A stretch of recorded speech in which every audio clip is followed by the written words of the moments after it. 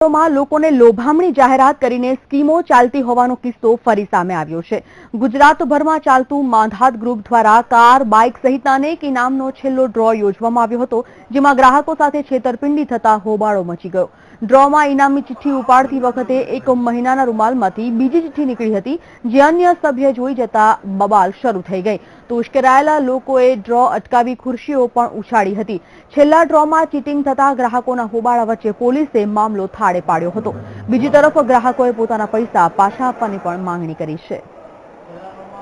કોરી સમાજ તરફથી આ માધાતા ગ્રુપ ભાગ 2 એનો આ સ્કીમ ચાલુ છે। એમાં અમે આ 15મો ડ્રો લાસ્ટ ડ્રો છે અને એમાં અમે સભ્ય તરીકે સામેલ થઈએ, બરાબર છે।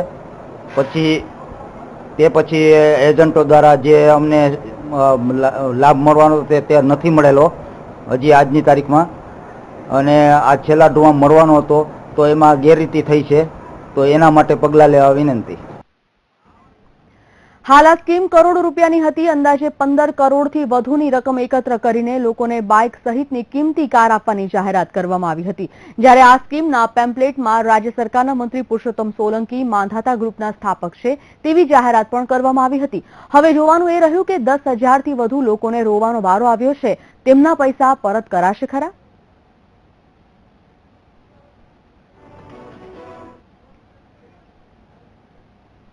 આગળ વાત